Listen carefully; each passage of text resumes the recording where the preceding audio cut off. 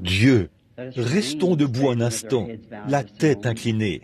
Père Céleste, nous te remercions pour chaque bonne chose que tu nous as donnée.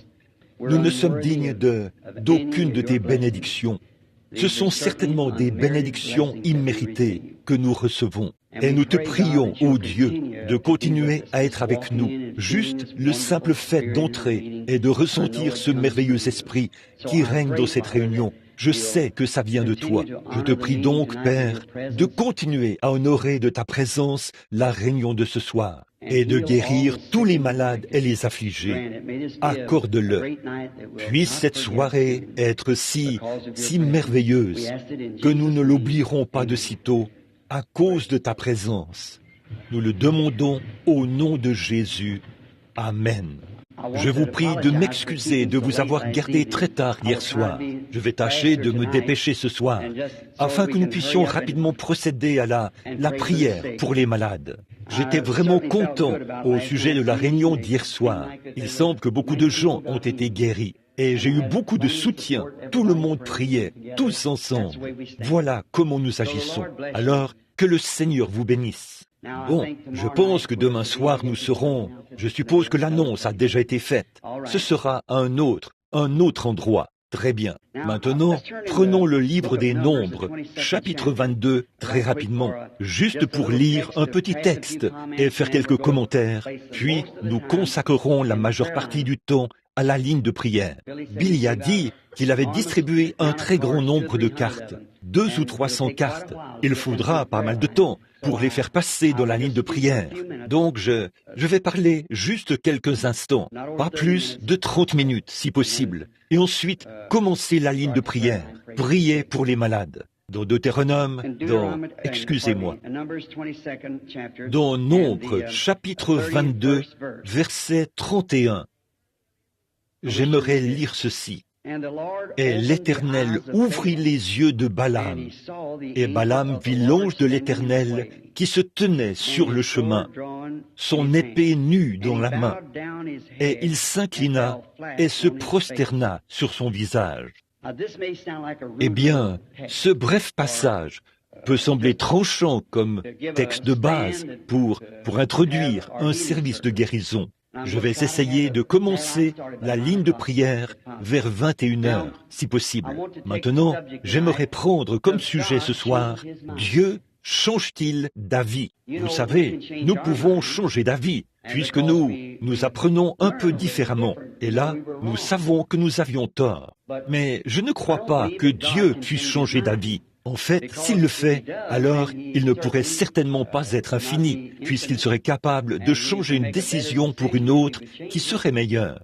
Alors la foi que j'ai en lui, c'est qu'il ne change pas d'avis. En fait, si jamais Dieu prend une décision, il doit s'en tenir à cette décision. Voyez? Et chaque fois que le même problème surgit, il doit agir de la même manière qu'il l'a fait la première fois. Sinon, il s'était trompé la première fois. Voyez? Cela nous donne donc un point d'ancrage pour notre foi. Or, nous ne pouvons pas... Oui, la foi n'est pas quelque chose de volatile, une simple feuille détachée que vous pouvez faire voler ici et ailleurs. C'est quelque chose qui doit être sûr. Il faut que ce soit stable. Ainsi donc, je ne peux pas fonder ma foi sur une théorie. Il faut que la chose soit prouvée pour que je puisse avoir la foi. C'est comme un homme qui se choisit une femme et se propose de l'épouser. Eh bien, il lui faut avoir foi en cette femme qu'il veut épouser. Sinon, il va certainement s'attirer bien des ennuis. Voyez, il doit donc, vous devez avoir la foi, des preuves solides sur lesquelles fonder votre foi, soit la parole de cette femme, soit ce que quelqu'un d'autre a dit, ou quelque chose d'autre. Il lui faut avoir quelque chose sur lequel il fonde sa face, sa foi. Aussi ai-je le sentiment que pour rencontrer Dieu, il n'y a qu'une seule chose sur laquelle je puisse fonder ma foi, sa parole. En effet, presque nous tous, nous avons des opinions divergentes. Nous nous assiérons là et nous nous mettrions à parler au sujet de ce que nous allons manger. Eh bien, nous aurions des opinions divergentes sur ce que nous mangerons. Et nous sommes faits différemment. Nos appétits sont différents. C'est ce qui fait que même dans nos églises, nous voyons que les gens ont des opinions divergentes au sujet de ce qui est vrai et de ce qui est faux. Cela donne à chacun de nous le privilège de faire un choix. Mais pour ma part, je crois que la parole de Dieu est vraie. Et je ne crois pas qu'elle soit un objet d'interprétation particulière. Je crois qu'elle dit exactement ce qu'elle veut dire, et que c'est la vérité. C'est ainsi que je considère cela, du simple fait que ça, c'est la parole de Dieu. Bon, je n'ai peut-être pas assez de foi pour faire agir tout cela, mais je ne ferai certainement pas obstacle à quelqu'un qui a assez de foi pour la faire agir. Comme par exemple Enoch, qui a eu une si grande foi qu'il n'a pas connu la mort.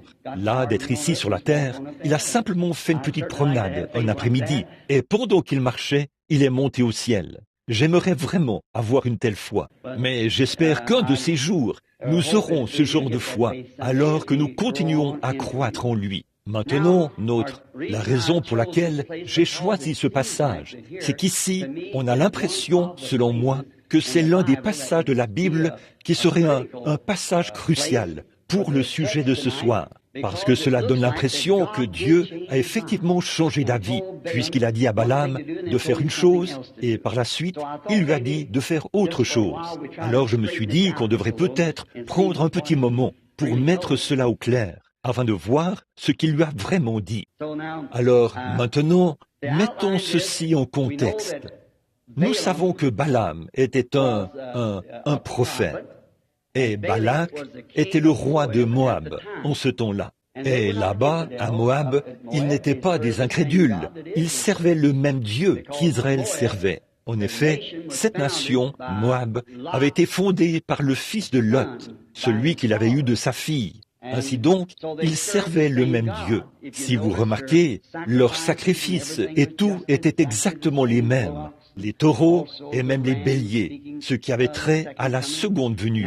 Ainsi donc, si le fondamentalisme, c'est tout ce que Dieu exige, alors Moab était tout aussi fondamentaliste dans son offrande qu'Israël l'était. Mais nous voyons maintenant Israël qui avance sous la conduite de la parole de Dieu vers un pays qui leur avait été promis. Et ils arrivent, là c'est un type de la rencontre entre le naturel et le spirituel. Et lorsque le naturel et le spirituel se rencontrent, il y a toujours une collision, parce qu'ils se heurtent de plein fouet. Et pour ce qui est d'Israël, ici, je voudrais le présenter comme une église spirituelle, et Moab comme l'église naturelle, l'église tout court, ce que nous appelons l'église naturelle. Et nous sommes tous certains qu'il y a une église, et que de cette église sort une épouse.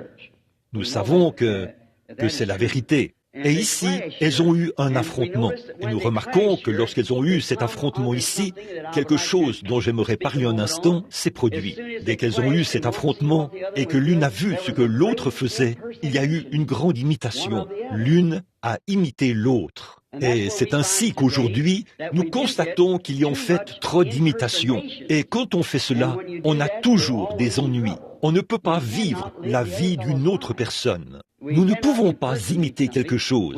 Nous devons être exactement ce que nous sommes. On ne doit jamais essayer. Si cette personne-ci fait quelque chose, ne vous dites pas que comme il le fait, vous devez le faire aussi. Ne faites pas ça. Aux yeux de Dieu, vous êtes uniques. Nous ne devons pas chercher à nous imiter les uns les autres. Ainsi donc, Israël, en plein sur le chemin du devoir, vers un commandement, suivant un commandement de Dieu, marchant vers un pays promis, a eu un affrontement avec Moab, un autre groupe de croyants. Et j'espère que ceci ne sonnera pas trop mal.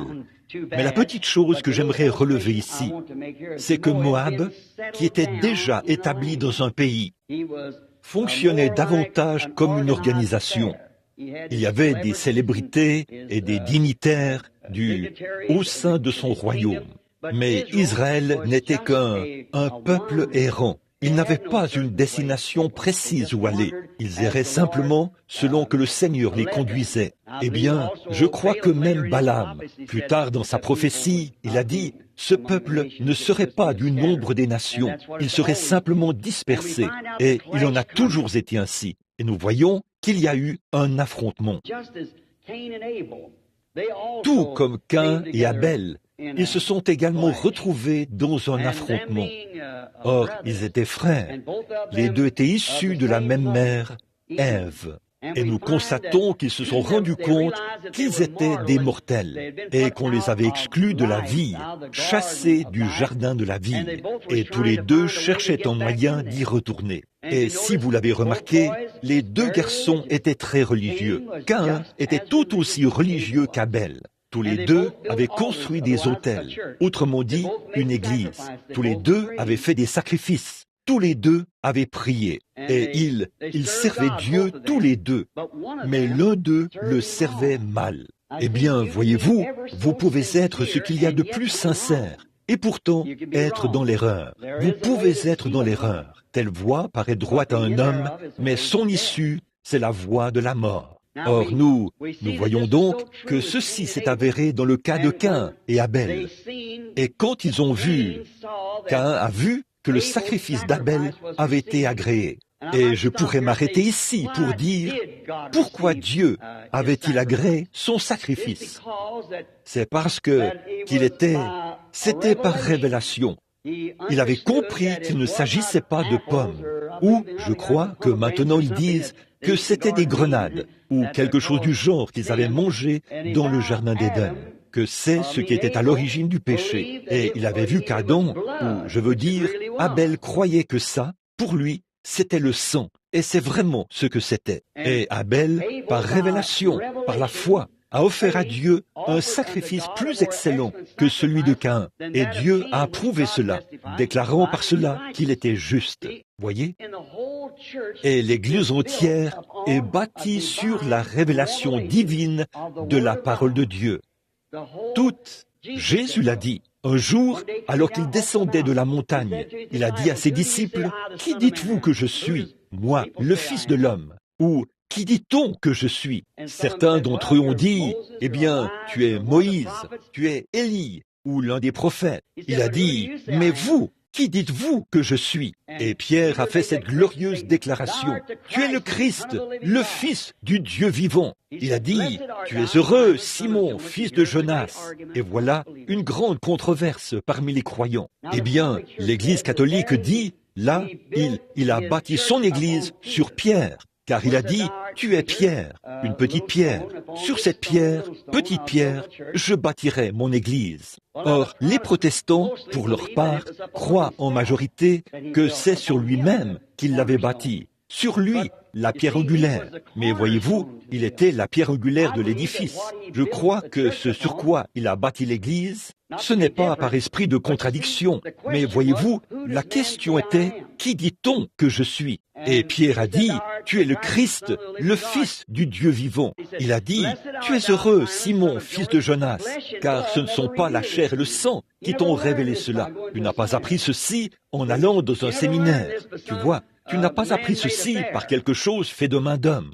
Mais c'est mon Père qui est dans les cieux qui te l'a révélé. Vois-tu, sur cette pierre, je bâtirai mon Église. Et les portes du séjour des morts ne peuvent prévaloir contre elle. La révélation spirituelle de Jésus-Christ, qui est la parole. Alors, c'est exactement là, sur la vérité spirituelle révélée de la parole, que l'Église se repose. Je pense que c'est ce qu'avait Abel au commencement, une révélation spirituelle selon laquelle il ne s'agissait pas du fruit des champs ou des œuvres de nos mains, et ainsi de suite. C'était le sang, et il a offert à Dieu un sacrifice plus excellent que celui de Caïn. Nous retrouvons la même chose chez Abraham et Lot, pour ce qui a trait à leur choix, puisque Lot est descendu là-bas quand est arrivé le moment quand l'Église spirituelle et l'Église naturelle ont eu un affrontement à cause des bergers. Ils ont dû se séparer l'un de l'autre. Et chaque fois que cela se produit, cela crée de la jalousie. Nous voyons qu'Abel, parce que Dieu l'avait agréé, et qu'il n'avait pas agréé la belle et grande offrande de Caïn, pour laquelle il avait travaillé si dur, et il était religieux, il se prosternait et adorait et tout. Il faisait tout ce qu'Abel faisait. Seulement, il n'avait pas la révélation de ce qu'était la vérité. Nous voyons donc que lorsque Dieu a agréé la révélation d'Abel et son offrande, cela a rendu Caïn jaloux d'Abel. C'est ce qui a causé le premier meurtre. Nous voyons que la jalousie s'était installée entre les bergers d'Abraham et ceux de Lot. et ils ont dû se séparer. Nous voyons que Moïse et Corée ont également eu un affrontement. Jésus et Judas ont eu un affrontement. Il en était ainsi depuis toujours, et c'est encore le cas aujourd'hui. L'Église naturelle et l'Église spirituelle ont un affrontement lorsqu'elles se rencontrent. Ainsi, l'Église naturelle essaie de reproduire ce que fait l'Église spirituelle, toujours par une imitation charnelle. Mais, comme dans le cas d'Ésaü et Jacob, cela ne fonctionnera pas. Dieu a son Église qu'il a appelée, nommée, mise à part. Et chaque fois, il se révélera à elle dans l'âge où elle vit, exactement comme il l'a dit dans Romains, chapitre 8, afin que la préscience ou la prédestination de Dieu subsiste. Caïn, ou je veux dire, Ésaü et Jacob, avant la naissance de l'un ou l'autre des garçons, avant même qu'ils aient eu la possibilité de faire un choix, Dieu a dit « Je hais Ésaü et j'aime Jacob », car dès le commencement, il savait ce qui était en eux. Et nous savons, gardez cela à l'esprit. Il sait ce qu'il y a dans votre cœur. Il sait ce que vous voulez dire. Peu importe ce que nous disons, il sait ce que vous voulez dire. Et cela a toujours causé des ennuis. Et le naturel essaie toujours, depuis que Caïn a tué Abel. Le naturel a toujours essayé de tuer les effets du spirituel. Nous voyons que c'est la même chose aujourd'hui, exactement la même chose aujourd'hui. Cela prouve que ça vient de Satan, parce que c'est de la jalousie et de l'imitation de la vérité. Donc, nous croyons vraiment que Dieu ne change jamais d'avis au sujet de ce qu'il a dit. Il fait en sorte que cela demeure toujours vrai, mais il a une volonté permissive. Or, c'est là que réside le problème. Nous essayons d'agir sur la base de la volonté permissive de Dieu, et il le permet. Mais aussi, si nous choisissons sa volonté permissive, bien que ce ne soit pas une bonne chose, il fera que sa volonté permissive concourt à la gloire de sa volonté parfaite. Avec Dieu, il n'y a rien qui puisse clocher. Il sait exactement l'heure qu'affiche l'horloge ce soir. Il n'y a rien qui cloche. Chaque coup de pendule arrive exactement comme il se doit. Tout. Nous pensons que ça cloche, mais il sait que c'est bien. C'est censé être ainsi. Comme au commencement, Dieu a juste permis que le péché vienne. Ce n'était pas sa volonté parfaite. Mais voyez-vous, Dieu, le grand esprit, le Père, avait en lui des attributs, et ces choses que vous voyez exprimées maintenant ne sont que ses attributs exprimés. Il demeurait seul, il n'était même pas Dieu. Dieu était un objet d'adoration, il était le grand être éternel. Et en lui, il y avait des attributs comme celui d'être un Père, d'être un Sauveur, d'être un guérisseur. Et maintenant, comment pouvait-il d'abord? Il devait être Père, parce que cela prouve qu'il était Père, mais il demeurait seul. Lui seul est immortel. Et maintenant, mais ses attributs doivent être exprimés. Eh bien, pour être un Sauveur, il faut que quelque chose soit perdu. Et Dieu ne peut pas intentionnellement perdre quelque chose pour ensuite le racheter. Cela ne siérait pas à sa sainteté et à son grand jugement.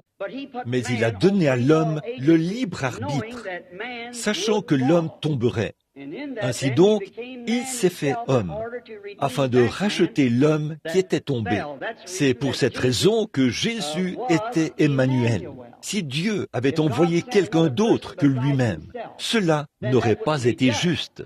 Il fallait que ce soit Dieu lui-même qui vienne prendre cette place. Et Dieu ne pouvait pas descendre sous la forme d'un esprit pour prendre cette place. Il fallait qu'il se fasse chair, qu'il soit dans la chair de son propre Fils qu'il avait créé. Et il a montré ici, au commencement, que sa volonté parfaite était de créer l'homme à partir de la poussière de la terre. Mais voyez-vous, il a permis que le sexe soit introduit. Il n'a jamais voulu que les enfants naissent par le sexe. Mais cela a été permis. Et cela disparaîtra bientôt. Maintenant, nous voyons que dès le départ, la nation de Moab était illégitime, parce qu'elle venait du fils que Lot avait eu de sa propre fille. Maintenant, remarquez, en tant qu'Église naturelle, Moab représente l'Église naturelle. C'est ce que représente Moab. Et Israël, c'est l'Église spirituelle.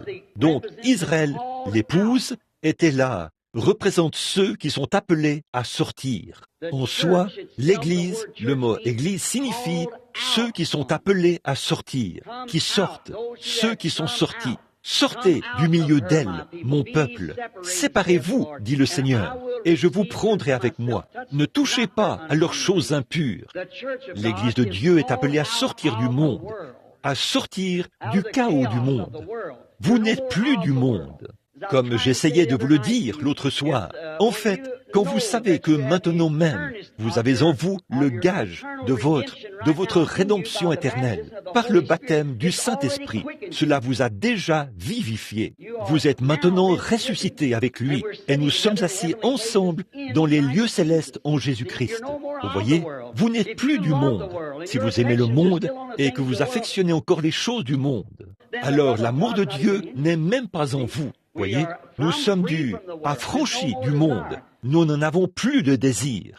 Dans Hébreux, je crois, chapitre 10, il est dit, le souvenir du péché était continuellement renouvelé. Chaque année, le corps de ces bêtes était offert. Mais dans ce cas-ci, celui qui rend ce culte, étant une fois purifié, n'a plus aucune conscience du péché, n'a plus aucun désir de péché. Tout cela vous a quitté parce que vous avez été vivifiés pour entrer dans une nouvelle vie. En effet, l'Église naturelle n'est qu'un groupe de personnes qui ont adhéré aux dénominations. Ce n'est pas plus, je n'appelle même pas cela une Église. Je n'aime pas lui attribuer cette appellation. Je préfère appeler cela une loge. La loge méthodiste, la loge baptiste, la loge pentecôtiste. Mais l'Église, ce sont ceux qui sont nés de nouveau, qui sont en Jésus-Christ et qui sont de nouvelles créatures. Ainsi donc, nous voyons encore par cela que Dieu tient sa parole.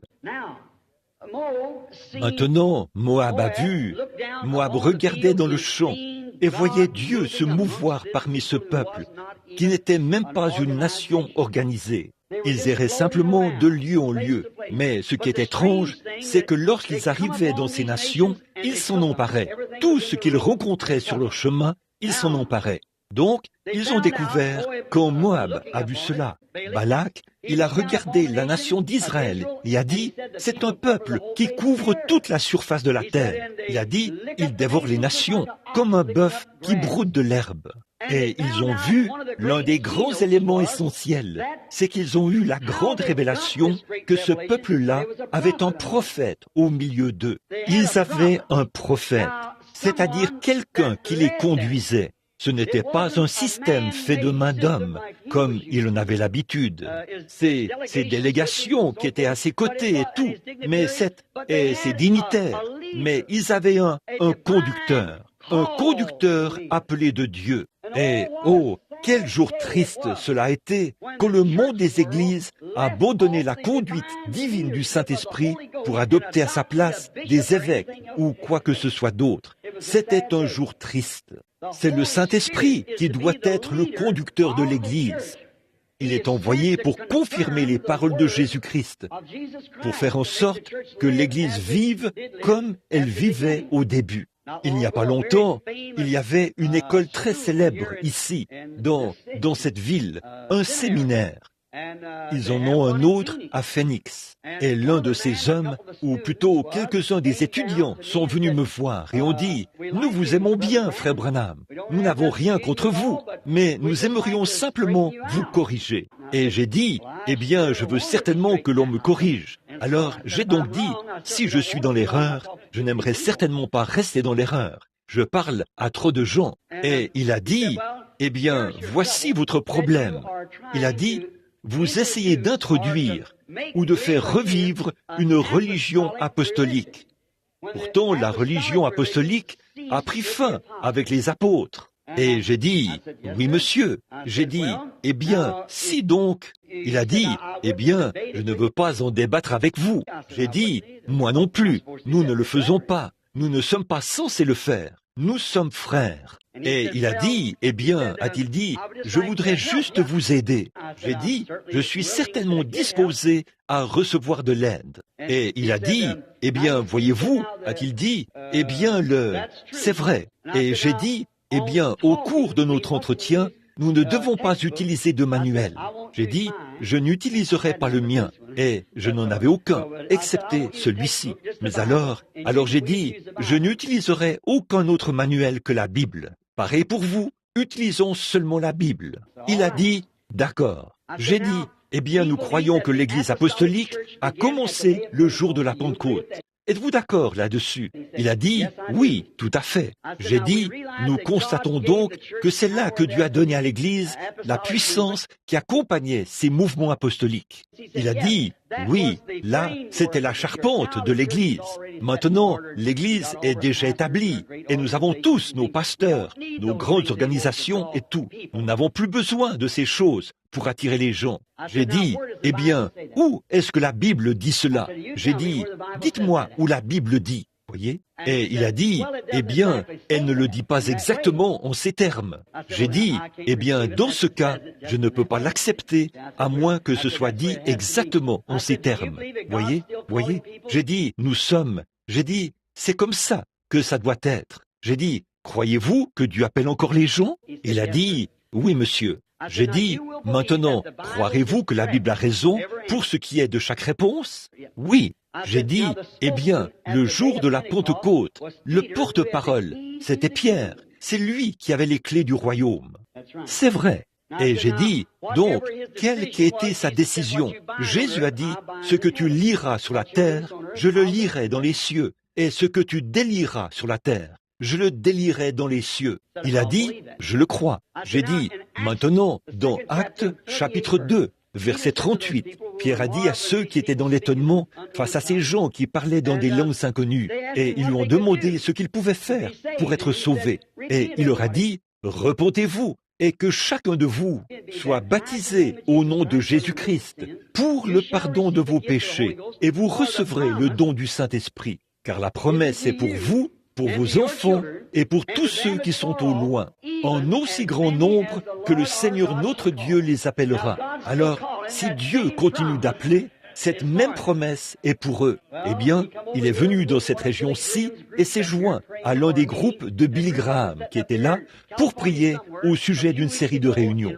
L'un de ces groupes s'est rassemblé quelque part ici en Californie il y a quelques semaines, afin de prier profondément et sincèrement. Ils se sont consacrés à Dieu dans le jeûne, et le Saint-Esprit est tombé sur tout le groupe, et ils se sont mis à parler en d'autres langues. Et, ah oui, maintenant, il est membre de l'église amicale, qui fait partie des assemblées de Dieu à Tucson, en Arizona. Il a dit, « Oh, frère Branham, quand je vais là-bas, je me sens très bien. » Il a dit, « Je lève simplement les mains. » Et a-t-il dit, « La gloire de Dieu. » Je chante, tout simplement. Et il a dit, « Je ne pouvais jamais faire ça dans une église baptiste du Nouveau Testament. » J'ai dit, « Je comprends que vous ne le puissiez pas. C'est pourquoi vous en êtes sortis. » Oui, alors, c'est ça, voyez, Dieu tient sa parole. Ce qu'il dit, il va le faire. Dieu doit tenir sa parole. Maintenant, nous voyons ici cette imitation charnelle que Moab avait. Il a vu que ce prophète qui était au milieu d'Israël pouvait bénir, maudire, conduire et ainsi de suite. Alors, il a essayé de reproduire cela par la politique. Eh bien, c'est exactement ce qui se passe dans les églises aujourd'hui. Ils ont essayé de reproduire cela par une sorte de système. Vous n'y arriverez pas. Le Saint-Esprit doit toujours demeurer vivant dans l'Église pour conduire l'Église au cours de l'âge dans lequel il vit, afin de confirmer la parole qui était promise pour cet âge-là. Dès le commencement, Dieu a prononcé la parole et a prévu telle portion pour cet âge-ci, telle autre pour cet âge-là, et telle autre encore pour ces âges-là. Et tout arrive toujours exactement comme cela a été prévu. Et voyez, le Saint-Esprit doit être vivant dans l'Église pour faire en sorte que cette Église soit vivante en son jour. Il doit être ici aujourd'hui pour confirmer ce ministère du dernier jour, ces signes du dernier jour, ce déversement du Saint-Esprit du dernier jour. Il faut absolument qu'il vienne le faire, et vous ne pouvez pas l'obtenir par les œuvres des systèmes. Dieu a un système. C'est lui qui nous a donné le Saint-Esprit. Maintenant, nous remarquons ici que Moïse avait un roi, et que ce roi, c'était Dieu, qu'il avait oint. Et Balaam était lui aussi sous l'autorité d'un roi, Balak. Et là, c'était davantage comme dans un système politique, voyez, chez Balak. Balaam, un prophète de Dieu, il allait consulter Balak pour obtenir ses renseignements. Moïse, c'est Dieu qu'il allait consulter pour obtenir ses renseignements. Voilà la différence. Pourtant, tous les deux étaient prophètes, puisqu'ils étaient tous les deux appelés de Dieu. Tous les deux avaient rencontré Dieu, tous les deux avaient parlé à Dieu, et tous les deux étaient remplis de l'Esprit. Bon, j'arrive là où je voulais en venir, voyez? Donc, tous les deux étaient des hommes remplis de l'Esprit. Eh bien, c'est vrai, la Bible dit, Dieu a rencontré Balaam et lui a parlé, voyez? Ainsi, nous remarquons que tous les deux, étant des prophètes, des hommes de Dieu, chacun de ces prophètes se pliait aux ordres de son chef. Moïse se pliait aux ordres de Dieu et Balaam, là, se pliait aux ordres de Balak. Remarquez le type du spirituel et du naturel ici, et voyez combien c'était parfait. Moïse, envoyé de Dieu, dans l'exercice de ses fonctions, rencontre un autre homme de Dieu qui le met au défi. Pouvez-vous imaginer une telle chose? Mais regardez le système qu'ils avaient là-bas. C'était une nation organisée. Moïse conduisait les enfants d'Israël. Il suivait exactement la direction que Dieu leur faisait prendre, sous la conduite d'une colonne de feu et un être surnaturel qui leur ouvrait le chemin. Et Moïse obtenait ses renseignements par le Logos, bien sûr, qui était sorti de Dieu, la colonne de feu, qui était l'ange de l'Alliance, qui était Christ, le oint. C'est par cela qu'il obtenait son message et il le donnait aux enfants d'Israël alors qu'ils cheminaient vers un pays promis. Mais cet homme-ci était bien établi et il avait son royaume, il avait ses églises, il avait tout arrangé de sorte que tout soit en ordre. Il a donc envoyé chercher cet homme pour qu'il vienne et qu'il maudisse ce peuple.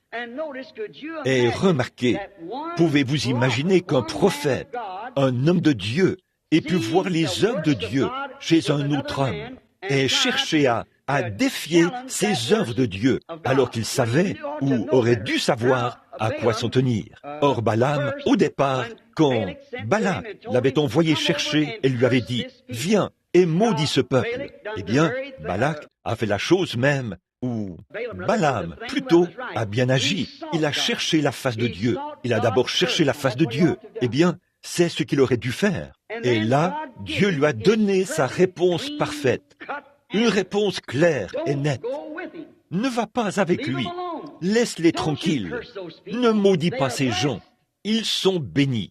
Eh bien, cela aurait dû suffire. Quand Dieu dit quelque chose, il ne peut pas changer cela. Remarquez, sa volonté parfaite, c'était « n'y va pas, n'attaque pas ces gens, c'est mon peuple ». Ça, c'était sa volonté parfaite. Mais Balaam n'aimait pas ces gens-là au départ. Vous voyez, c'est ça. Combien de Balaam avons-nous aujourd'hui? C'est la même chose, la même chose.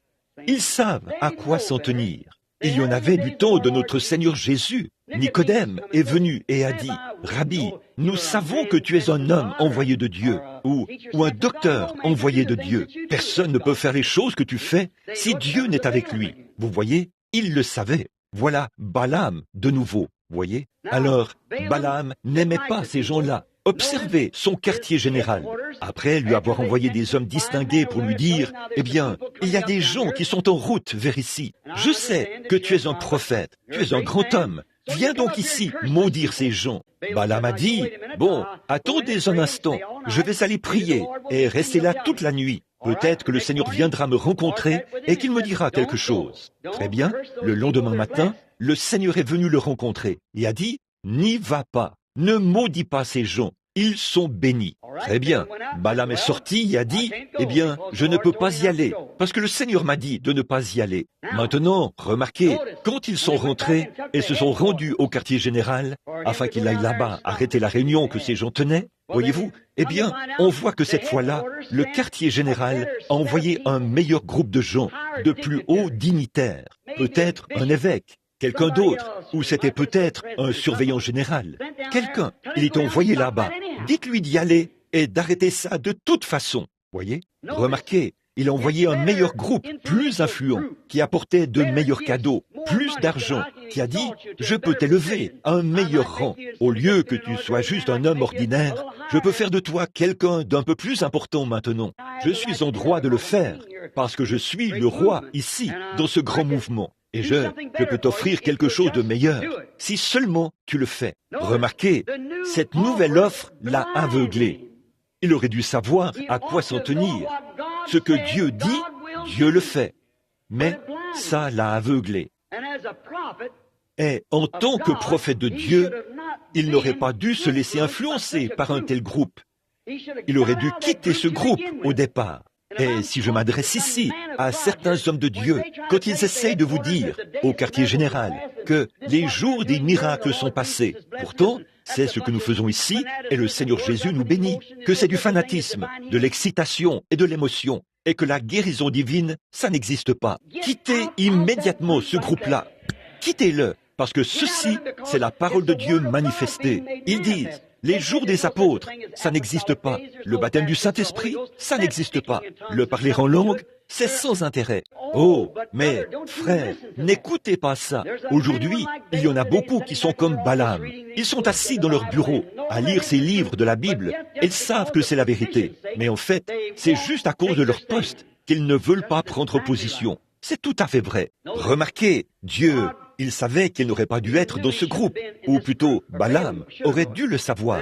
Eux, ils sortent de la volonté de Dieu. Ces gens-là vous convaincront d'abandonner la volonté de Dieu. Lorsque vous trouvez la volonté de Dieu, ne laissez personne vous en dissuader. J'ai connu de braves gens qui étaient venus aux réunions, avaient été guéris, étaient repartis. Et on leur a dit, « Oh, eh bien, tout ça, ça ne vaut rien. Vous êtes simplement sous le coup de l'excitation. Tout ça, ça ne vaut rien. » Et ces gens se sont mis à douter. J'ai vu des gens venir recevoir Christ dans leur cœur et rentrer, peut-être parler en langue et rentrer. Et l'Église leur dit ensuite, « Eh bien, vous êtes une honte pour le christianisme. » Et ainsi de suite. Et, oh là là, ne faites pas ça, voyez. Quittez ce groupe. Tenez-vous loin de cela. Remarquez, Balaam a débité un texte artificiel ici pour apaiser sa conscience. Voyez, il a dit, peut-être, restez ici cette autre nuit. Je vais peut-être demander à Dieu. Voyez-vous, peut-être qu'il a changé d'avis. Mais Dieu ne change pas d'avis.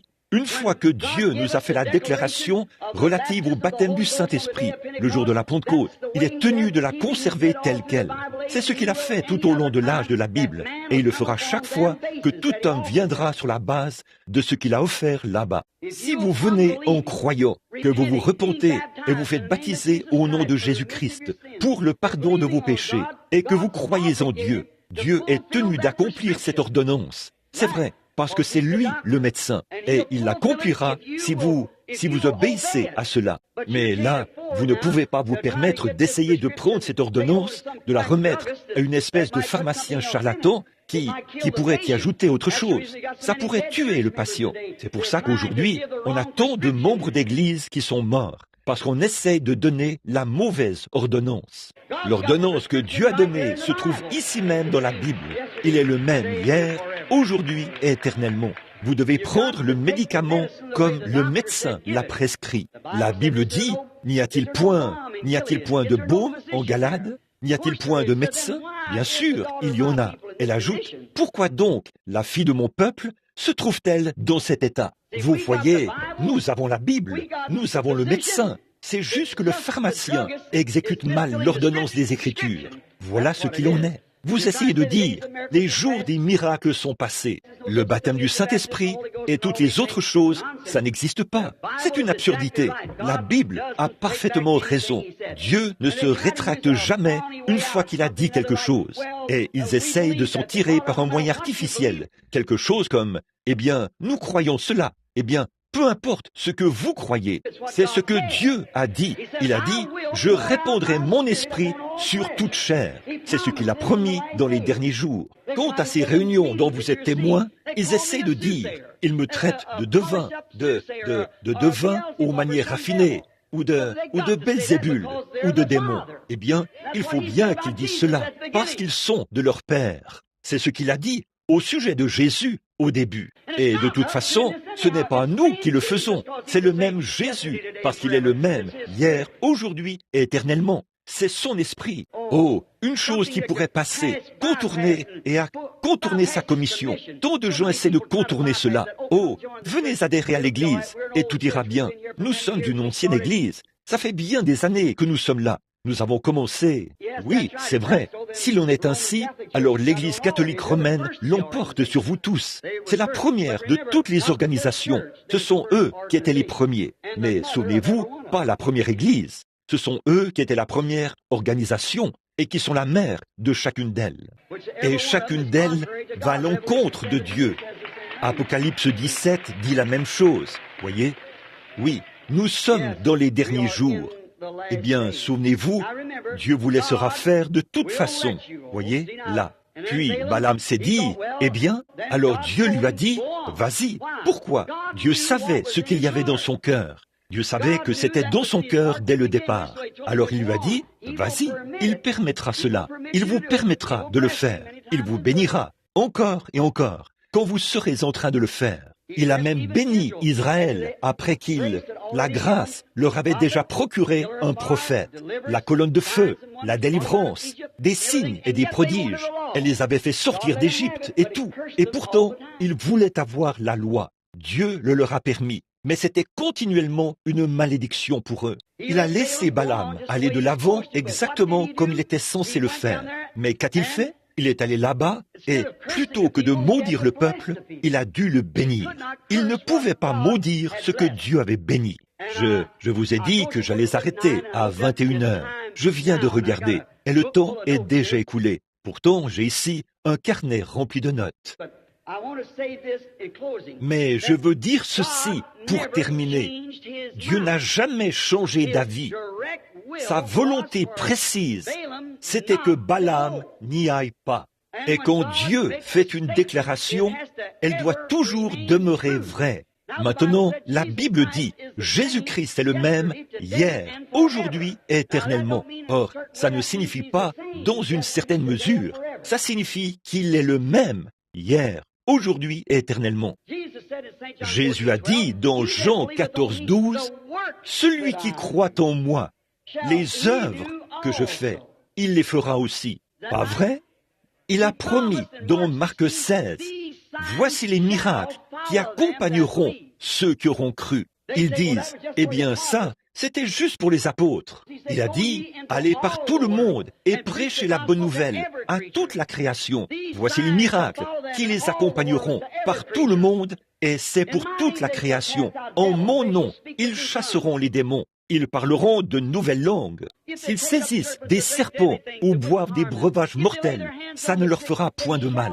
S'ils imposent les mains aux malades, les malades seront guéris. Eh bien, voilà les conditions qu'il requiert. Vous voyez, nous essayons de remplir des conditions.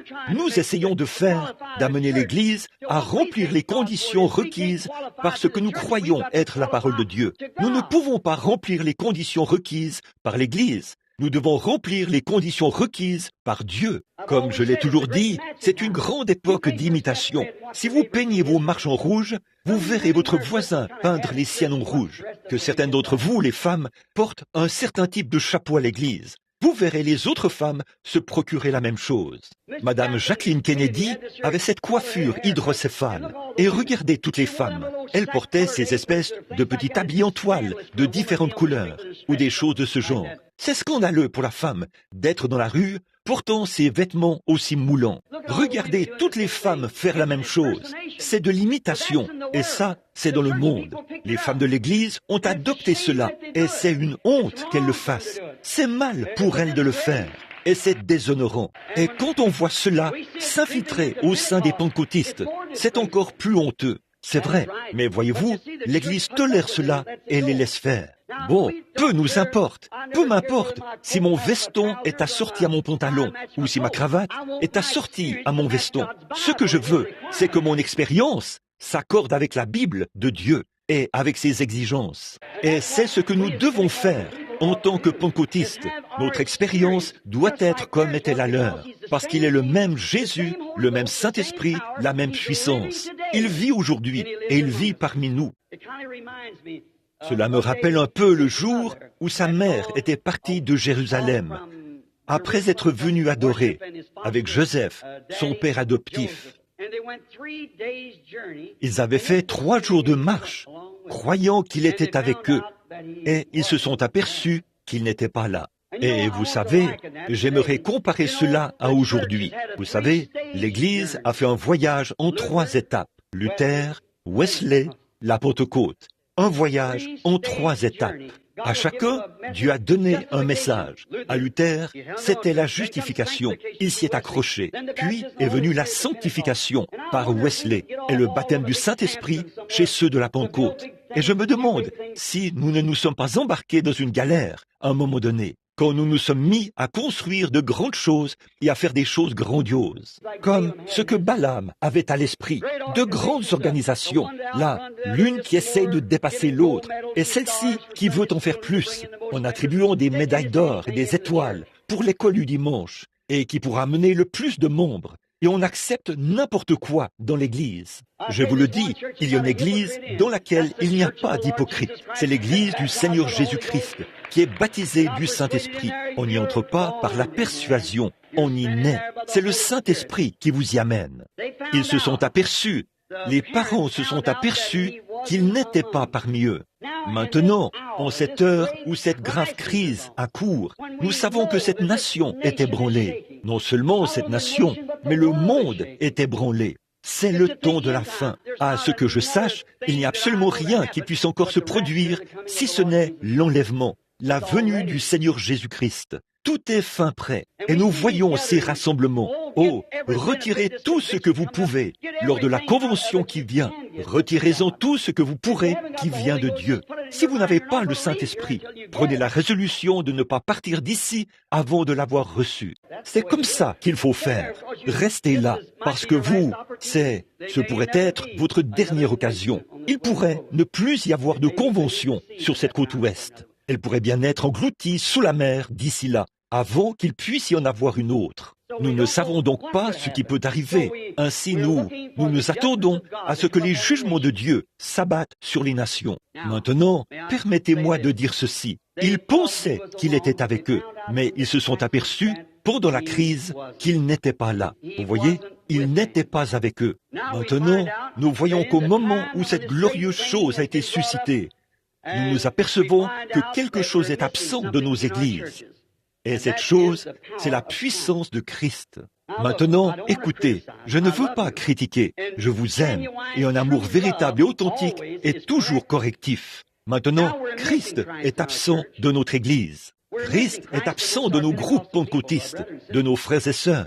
Il y a quelque chose qui cloche. Les réunions de prière, à l'ancienne mode, qu'ils avaient jour et nuit, ils ne les ont plus. Nos femmes portaient les cheveux longs, elles ne le font plus. Autrefois, dans les tout débuts, il aurait été honteux pour les femmes de se maquiller ou d'utiliser du maquillage et d'agir comme ces femmes le font. Quelque chose a mal tourné. Il n'y a rien qui cloche chez Christ, voyez, mais quelque chose a mal tourné. Quelque chose cloche quelque part. Autrefois, la chair ne permettait pas de telles choses, mais elle le fait maintenant. Vous voyez, la crise est en cours et il nous manque quelque chose. Il nous manque la puissance que nous sommes censés avoir. La grande machine devrait être en marche et devrait y avoir de grands signes et des prodiges. Eh bien, ce bâtiment devrait être aussi rempli de la puissance de Dieu en ce moment qu'aucun pécheur ne pourrait rester ici. Le Saint-Esprit le condamnerait sur le champ, comme il en était d'Ananias et de Saphira. Il nous manque quelque chose. Maintenant, que s'est-il passé? Ils sont allés le chercher parmi leurs proches parents, et ils ne l'ont pas trouvé parmi leurs proches parents. Où l'ont-ils donc trouvé? Exactement là où ils l'avaient laissé. Et je pense que lorsque notre Église s'est lancée dans cette grande folie organisationnelle que nous avons eue, où l'une devait surpasser l'autre et devait avoir les plus grandes églises, une meilleure classe de gens, des gens les mieux habillés et de meilleurs chanteurs, les gens se tiennent là. Et j'aime les beaux chants. J'aime vraiment les beaux chants pentecôtistes à l'ancienne mode. Mais je ne supporte pas ces choses artificielles. Ça ne passe pas du tout chez moi. Retenir son souffle jusqu'à ce que le visage devienne bleu, juste pour qu'on vous entende. Je crois dans le fait de chanter du fond du cœur, par l'Esprit de Dieu, comme ce que j'ai entendu ici il y a quelques instants. Voyez, j'aime les bons vieux cris à l'ancienne mode, mais je pense que les cris peuvent continuer, peu importe si la musique joue ou pas. L'Esprit de Dieu sur les gens fait descendre les bénédictions et la puissance de Dieu. Je crois que l'homme peut témoigner, chanter et louer Dieu à son lieu de travail, où qu'il soit, certainement. Et maintenant, il nous manque quelque chose. Où le trouverons-nous? Exactement là où nous l'avons laissé, dans la parole. Prions.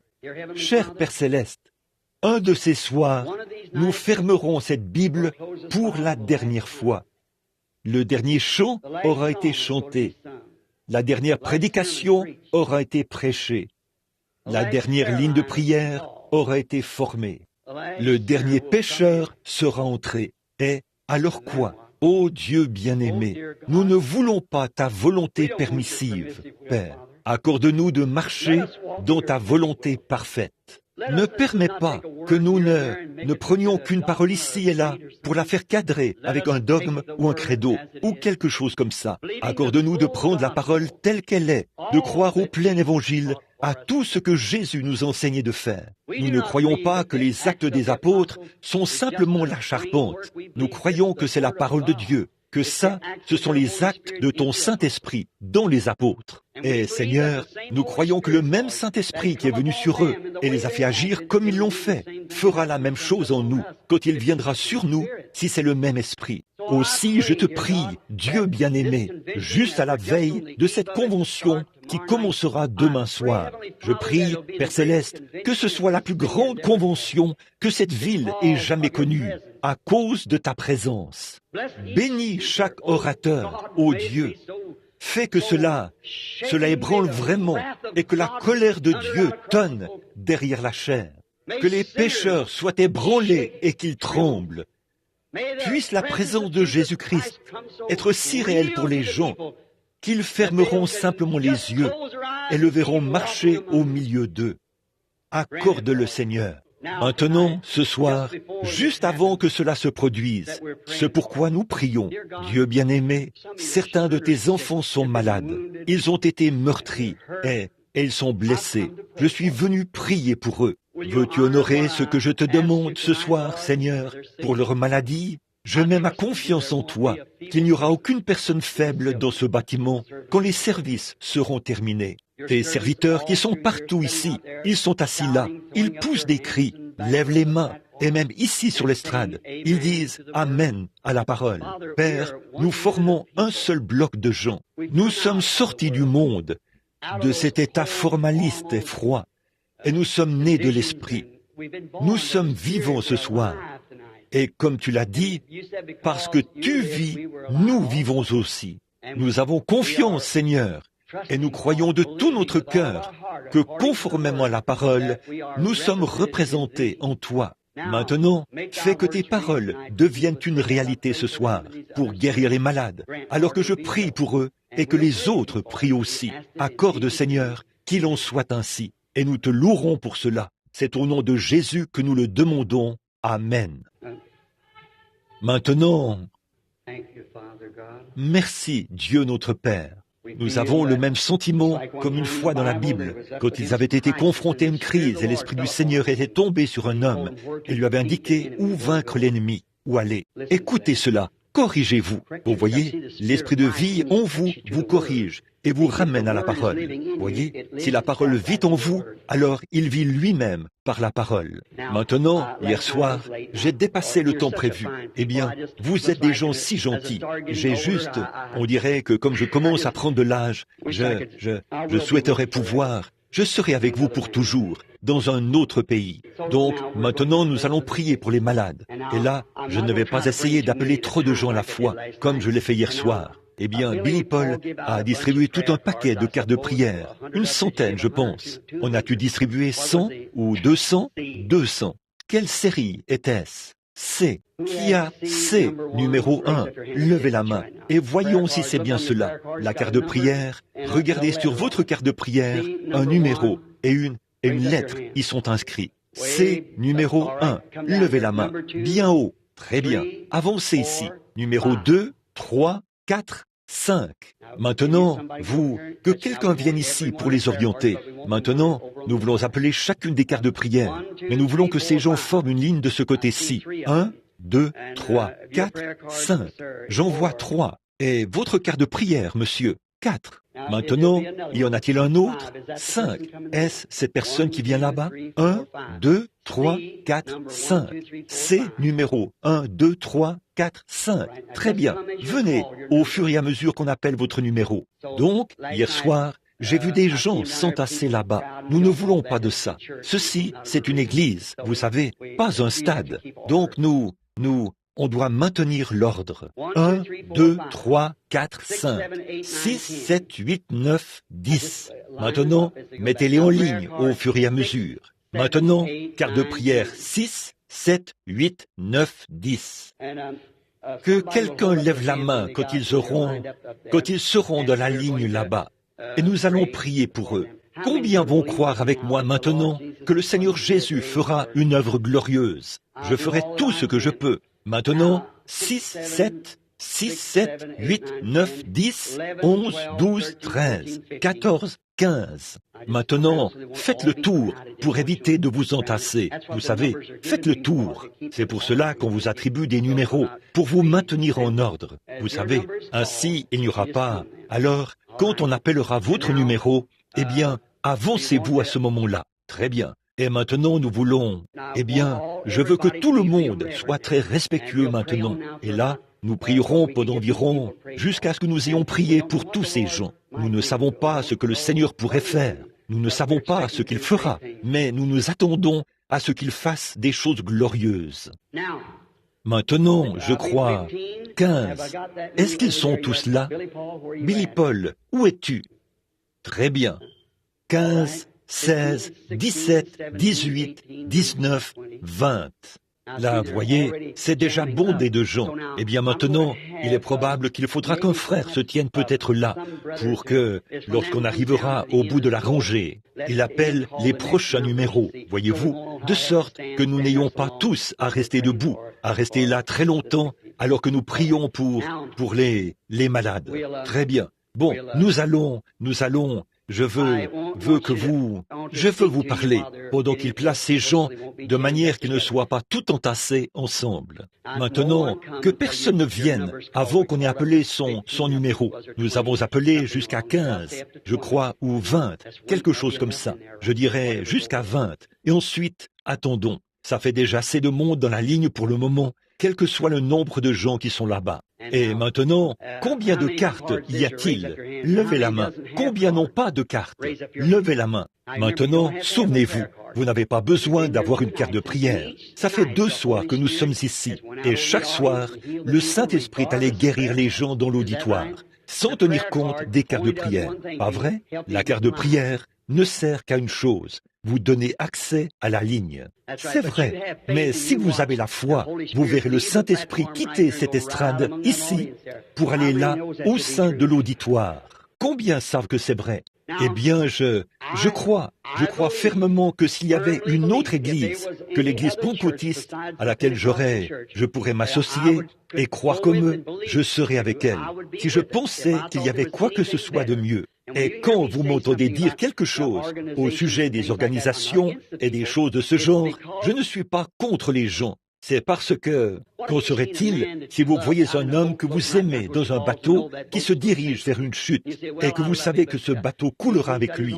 Diriez-vous, eh bien, je l'aime, mais il a ses propres manières de faire les choses. Non, je ne pourrais pas faire cela. Ça ne me ressemble pas. Je pousserai des cris. Je m'empresserai de l'attraper, de le secouer, de le tirer de là, ou quoi que ce soit d'autre, pour le sortir de là. Voyez? En fait, je sais que cela n'arriverait pas à franchir les chutes. C'est vrai, il faut que ça revienne à Christ. C'est sûr et certain. Il faut que ça revienne à Dieu. Bon, tous ceux qui sont ici ont déjà assisté à mes réunions, n'est-ce pas? Levez la main si vous avez déjà assisté aux réunions. Très bien. Il n'y a pas de... Y a-t-il des nouveaux venus qui n'ont jamais été à l'une de mes réunions auparavant? Levez la main. Eh bien, qu'est-ce que vous... Je n'ai jamais... Est-ce la première fois que vous assistez à l'une de mes réunions? Levez la main de nouveau. Eh bien, je vous dis, je ferais peut-être mieux de changer ceci. Eh bien... Je ferais mieux de le faire. Eh bien, pour vous qui venez d'arriver, ça va me prendre juste un peu de temps, quelques minutes de plus. Permettez-moi de l'expliquer. Sinon, vous repartirez avec une fausse impression. Voyez, je crois en chaque chose que Dieu fait. Mais je crois que la Bible nous a promis que dans les derniers jours, il faudra de nouveau que l'Église soit dans les mêmes conditions où Jésus l'avait laissée au moment de quitter la terre. Vous voyez, il s'agit de l'épouse. Il lui faut revenir à cette condition-là. Maintenant, nous sommes passés par les grandes œuvres de Dieu, par la justification, la sanctification, le baptême du Saint-Esprit, la restauration des dons, mais en suivant la lignée d'Abraham. Bon, je suis sans instruction et je dois donc me servir de quelque chose, comme le faisait Jean-Baptiste. Lui aussi, il était sans instruction. Il est allé dans le désert quand il avait environ 9 ans. Et il n'a jamais eu d'instruction. Donc, il illustrait davantage ses prédications par les éléments de la nature.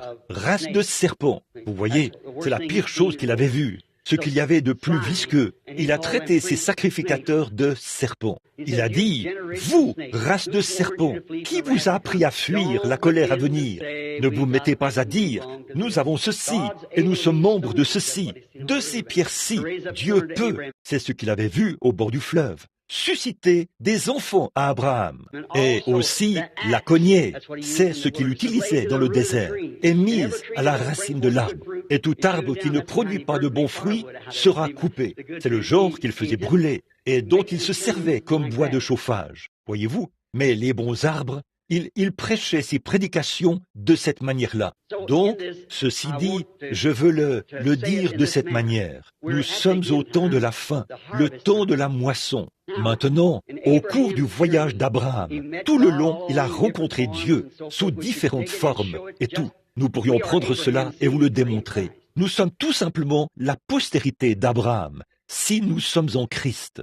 En réalité, Isaac était son fils mineur. Il était son fils par le sexe. Mais du point de vue spirituel, Christ était la postérité d'Abraham, sa postérité royale, sa foi.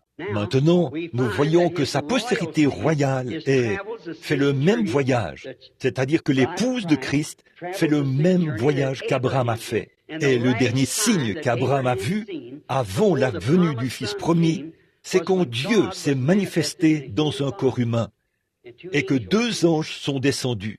Jésus, dans Luc chapitre 17, verset 30, a dit ce qui arriva du temps de Noé. Il a parlé du temps de Noé. Et il a dit ce qui arriva du temps de Sodome. Voyez, sa venue arrivera de même au jour où le Fils de l'homme se révélera. Eh bien, il n'a jamais dit que le Fils de Dieu se révélera. Le Fils de l'homme.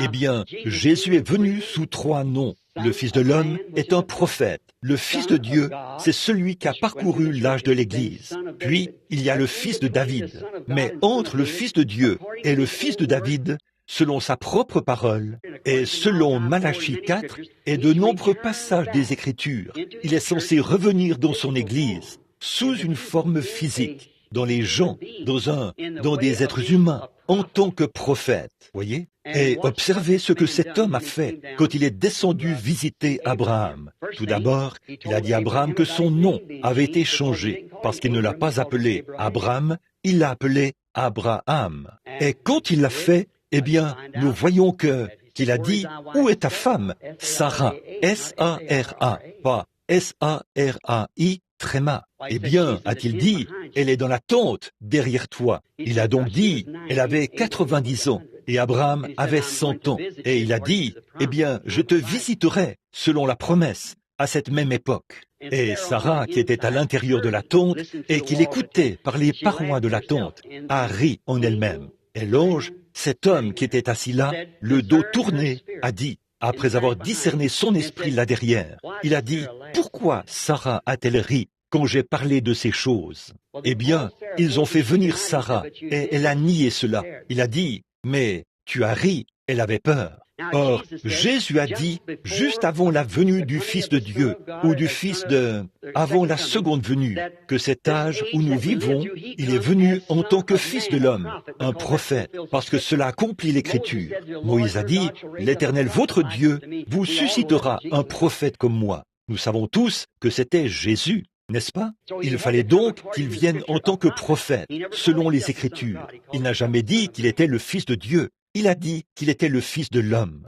Mais maintenant, il est, au cours de l'âge de l'Église, là, il a été Fils de Dieu. Dans le millénium, il sera le Fils de David et s'assiera sur le trône de David. Mais dans cet intervalle de temps, nous voyons par les Écritures qu'il doit à nouveau se révéler en tant que Fils de l'homme, un prophète. En effet, la parole du Seigneur ne vient qu'aux prophètes, jamais aux théologiens.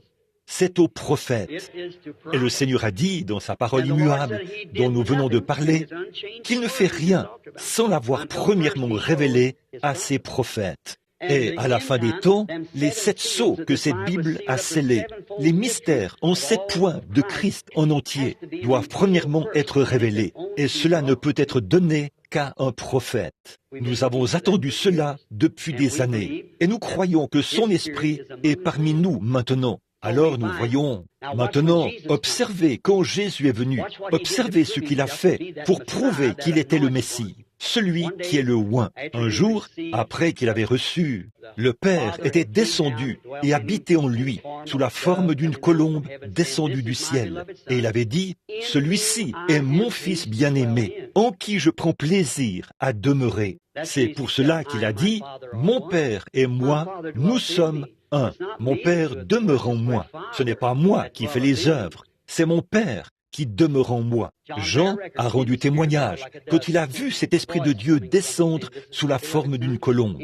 Une voix en est sortie et a dit, « Celui-ci est mon Fils bien-aimé, en qui je prends plaisir à demeurer. » Vous voyez, et il demeurait en lui. Maintenant, observez quand son ministère a commencé. Il a dû agir en tant que Fils de l'homme, là. Maintenant, observez ce qu'il a fait. Un homme du nom de Simon-Pierre est venu. Il s'appelait Simon en ce temps-là. Plus tard, il a été appelé Pierre. André fréquentait les réunions de Jean. Et quand Jésus est venu et que Jean l'a présenté, il l'a vu. Et André a demandé à son frère, Simon, de venir avec lui à la réunion. Et son père leur avait dit, comme il est dit qu'il viendra un temps avant la venue du vrai Messie, où il s'élèverait de nombreux faux Messies. Il en a toujours été ainsi. Il a dit, là, mes fils, souvenez-vous, le vrai Messie, vous le reconnaîtrez parce qu'il viendra selon l'Écriture. Il sera un prophète. Or, nous n'avons pas eu de prophète depuis des centaines et des centaines et des centaines d'années, depuis Malachie.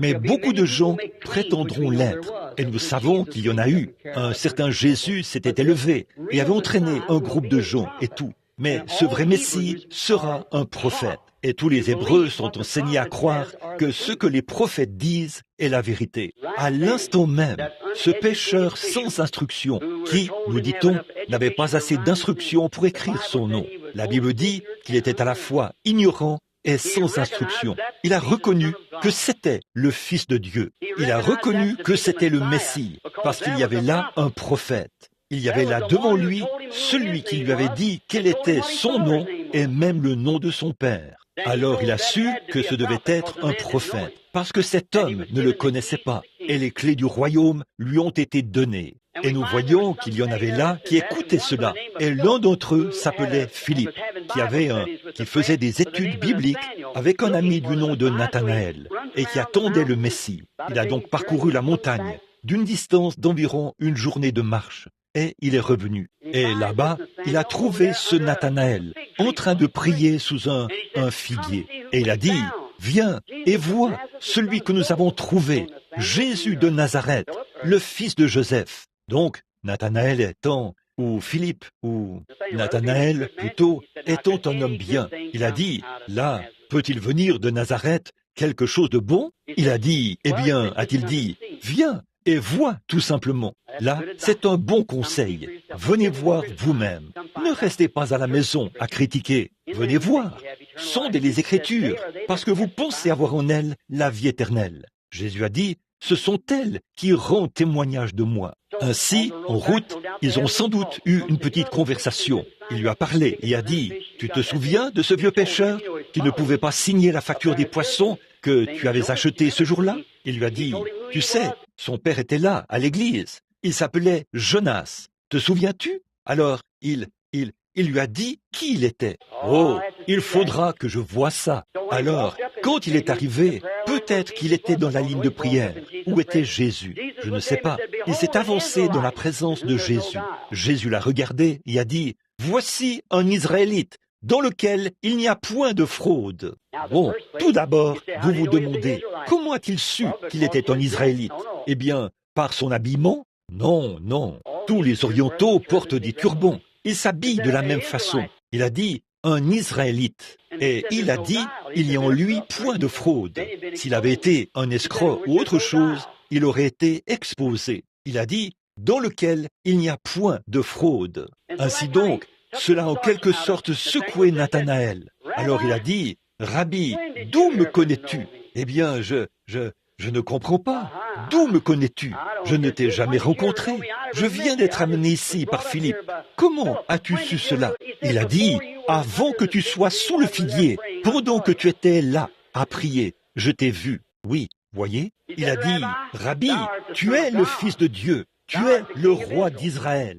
Jésus a dit, parce que je t'ai dit ceci, tu as cru? Alors, tu verras de plus grandes choses que celles-ci. Bon, il y en avait qui étaient là. Eh bien, laissez-moi vous donner un petit avertissement. Il y en avait qui étaient là, des rabbins et des sacrificateurs.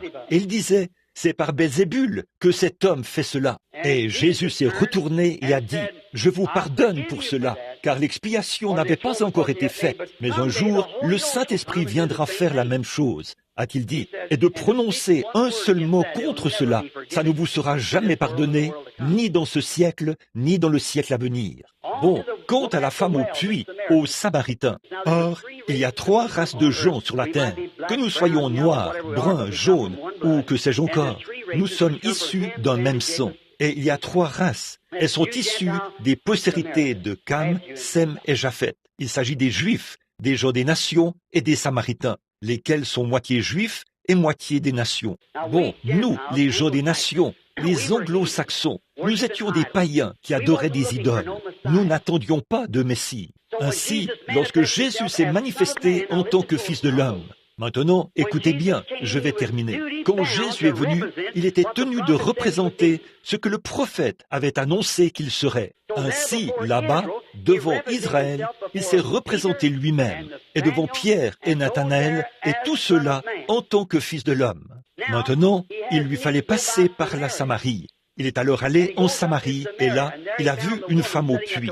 Nous connaissons l'histoire. Et alors ils ont parlé ensemble. Elle était venue puiser de l'eau. Il a dit, « Donne-moi à boire. » Et elle a dit, « Eh bien, il y a de la ségrégation ici. Ces choses ne nous sont pas permises. Je suis une femme de Samarie, et tu es juif. Nous n'avons pas. » Il a dit, « Mais si tu savais à qui tu parles, tu me demanderais à boire. » Elle a dit, « Eh bien, le puits est profond. Avec quoi vas-tu puiser? » Et la conversation s'est poursuivie jusqu'à ce qu'il contacte son esprit. Et quand il a contacté son esprit, il a su ce qui n'allait pas chez elle. Combien le savent? Maintenant, combien d'entre vous, les nouveaux venus, savent que c'est la vérité? Certainement, c'était la vérité. Et qu'a-t-il dit? Va chercher ton mari et viens ici. Elle a dit, je n'ai point de mari. Et il a dit, tu as eu raison de dire cela, car tu as eu 5 maris, et celui avec qui tu vis maintenant n'est pas ton mari. Elle s'est retournée. Eh bien, elle n'était pas comme ces sacrificateurs qui ont dit, il a un démon, c'est un diseur de bonne aventure, ou quelque chose de ce genre. Elle s'est retournée et a dit, Seigneur, je vois que tu es un prophète.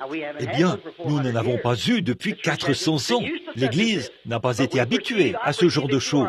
Mais nous voyons, je vois que tu es un prophète. Bon, je sais que nous attendons le Messie, et quand le Messie viendra, c'est ce qu'il fera. Or, la Bible dit, il est le même hier, aujourd'hui et éternellement. Si en ce temps-là, ça, c'était le signe oint du Messie pour les Samaritains et pour les Juifs. Or, cela n'a jamais été fait devant les gens des nations. Il n'existe aucun endroit dans la Bible où Jésus l'a fait devant les gens des nations. Ils avaient passé 4000 ans à attendre un Messie. Nous avons passé 2000 ans à attendre le Messie, en ayant aussi leur formation comme exemple. Maintenant, si c'était ça, son identification, juste avant la fin de leur jour, ce doit être aussi notre identification, parce qu'il a promis que le Fils de l'homme se révélerait de nouveau au jour où le monde redeviendrait comme Sodome. Et tout le monde sait que nous y sommes. Voyez? Maintenant, je crois que Jésus-Christ tient chaque parole. Toute l'Écriture est inspirée. Je ne crois pas que nous ayons le moindre droit et nous serons condamnés pour cela si nous y ajoutons un seul mot ou si nous en retranchons une seule parole. Apocalypse 22 le dit. Je crois qu'il est le même hier, aujourd'hui et éternellement. Certainement que j'honore les luthériens à cause de la position qu'ils ont prise à leur époque, les méthodistes à cause de la sanctification à leur époque, et les pentecôtistes à cause de la position qu'ils ont prise à leur époque. Mais nous vivons à une autre époque. Nous vivons au temps où il y a eu la tige, l'aigrette, puis la balle, qui ressemble presque au blé. Mais le blé est à l'intérieur de la balle. La balle n'a fait que porter le blé et empêcher le soleil ardent de le brûler. Et à présent, la dénomination s'écarte du blé, afin qu'il puisse se reposer dans la présence du Fils pour mûrir. Donc nous sommes dans plus aucune organisation ne s'élèvera. C'est la fin de cela. Nous avons remarqué que dès lors qu'un message commence, les gens en font une organisation. Au bout de 3 ans environ. Ceci, ça fait à peu près 20 ans que ça dure et il n'y a pas d'organisation. C'est impossible.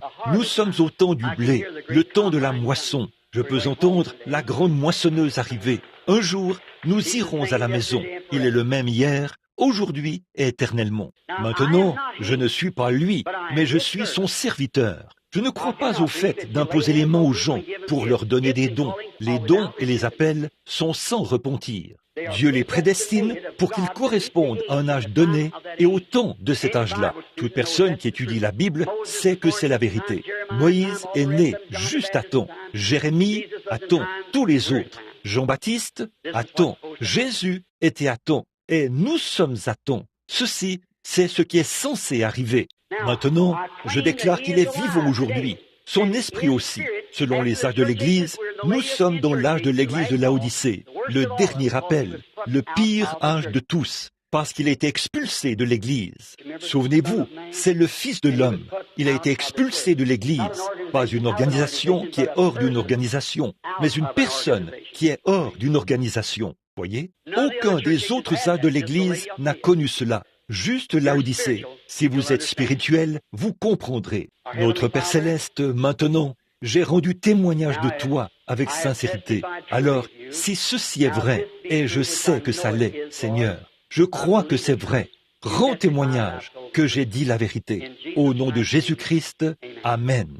Je vais demander quelque chose, juste un instant. Je n'avais pas prévu faire de discernement dans la ligne, parce que je me disais que vous aviez tous vu mon ministère à l'œuvre. Mais à cause de ces gens qui sont ici, que certains d'entre vous aillent en prière, et que quelqu'un dans la ligne ou quelque chose. Et maintenant, si Jésus-Christ s'emparait de cet humain-ci, cela ne fonctionnera pas sans vous. C'est vous qui le faites. Bon, écoutez, un jour, une femme a touché son vêtement et il s'est retourné et a dit « Qui m'a touché ?» Ils ont tous dit « Mais tu sembles » ou Pierre a dit « Mais c'est toute la foule qui te touche ». Il a dit « Mais je sens que je suis devenu faible » ou que de la vertu est sortie de moi. La vertu, c'est de la force. Et il a dit « Je sens que je suis devenu faible ». Alors, il a regardé autour de lui, vers cette femme, jusqu'à ce qu'il la trouve. Et il lui a parlé de sa perte de sang, et il lui a dit, ta foi t'a sauvé. Très bien. Alors, il est le même hier, aujourd'hui et éternellement. Et dans le Nouveau Testament, dans l'Épître aux Hébreux, il est dit, il est maintenant même le souverain sacrificateur qui intercède pour vous, qui peut être touché par le sentiment de votre infirmité. Bon, ici, est-ce là l'un des malades? Venez, maintenant, à vous qui êtes dans l'auditoire. Je ne fais pas ceci pour faire un spectacle, mes amis. Alors, arrêtez de penser ainsi. Souvenez-vous, je capte vos pensées. Combien savent que c'est vrai et comprennent cela? Voici une femme que je n'ai jamais vue. Je ne sais rien au sujet de cette femme. Nous sommes probablement nés à des kilomètres de distance l'un de l'autre. Il y a des années d'écart. Et nous voici ici ce soir. Nous sommes des inconnus l'un pour l'autre. Je ne vous connais pas. Maintenant, je n'ai aucune idée. Voici de nouveau Jean 4, un homme qui rencontre une femme. Eh bien, je ne suis pas Jésus et elle n'est pas cette femme, mais c'est juste un cas similaire. Il a dit, les œuvres que je fais, vous les ferez aussi. Maintenant, je ne sais pas. Il faut la foi de cette femme pour que cela se fasse. Je ne sais rien à son sujet, mais maintenant, si j'ai dit la vérité, alors Dieu est tenu de montrer que c'est vrai. Maintenant, comme je ne vous connais pas, si le Dieu du ciel et j'ai dit la vérité, croyez-vous que ce que j'ai dit à ce sujet est la vérité? Acceptez-vous que cela est vrai? Vous croyez cela? Je ne me tiendrai pas devant cette sainte Bible pour essayer d'induire quelqu'un en erreur, à mon âge, alors que je sais que je dois rencontrer Dieu là-bas au tribunal du jugement. Nous aurons à y comparaître un de ces jours, nous le savons. Maintenant, si Dieu me révélait quelque chose au sujet de votre vie, quelque chose que vous savez que je ne sais pas, parce que je ne vous connais pas, s'il révèle quoi que ce soit, il faudrait que ce soit quelque chose qui concerne votre vie. Moi, je n'en saurais rien. Il faudrait bien que cela vienne d'une puissance surnaturelle. Alors, ce sera à vous de décider de quel genre de puissance il s'agit. Bon, à vous, les nouveaux venus.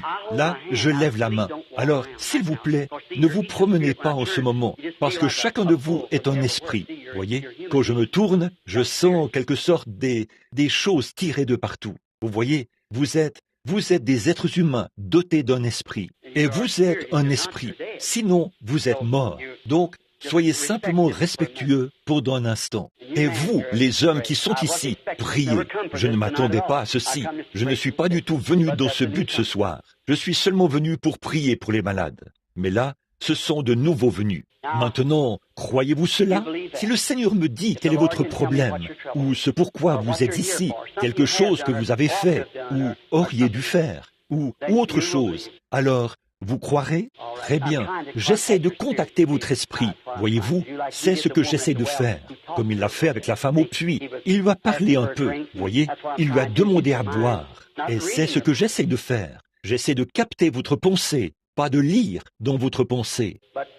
Mais j'essaie de faire la même chose que lui, de percevoir vos pensées.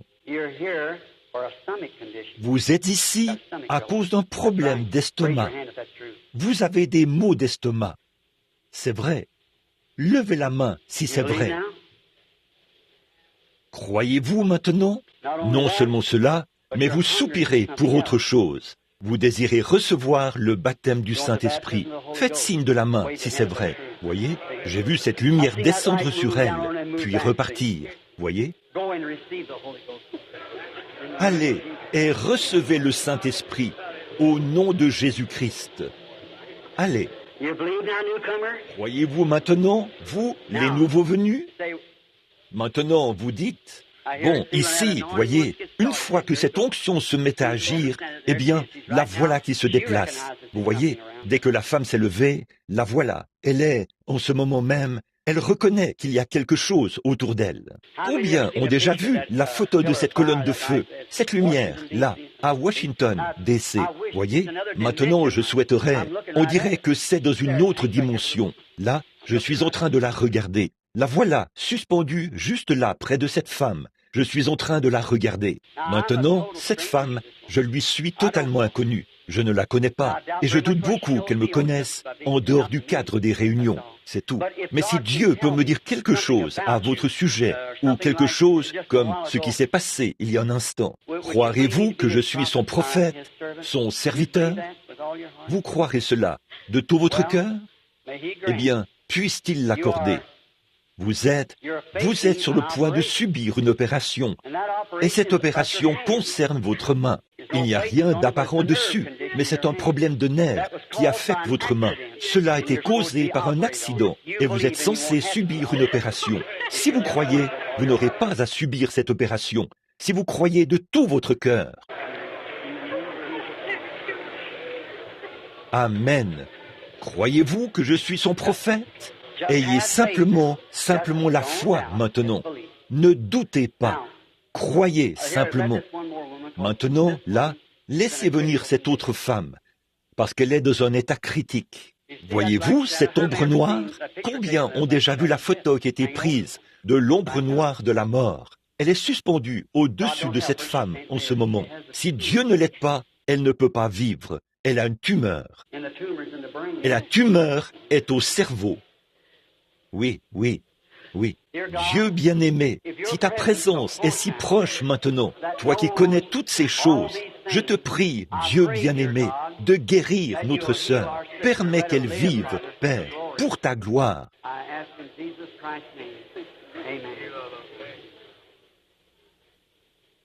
Je le demande au nom de Jésus-Christ. Amen. Bonsoir, vous êtes une personne vraiment gentille. Si ma mère vivait encore, j'imagine qu'elle aurait à peu près votre âge. Elle est dans la gloire ce soir. Elle priait toujours pour moi quand je me rendais aux réunions. J'ai dit au Seigneur, pardon madame, 85 ans, soyez bénie ma sœur.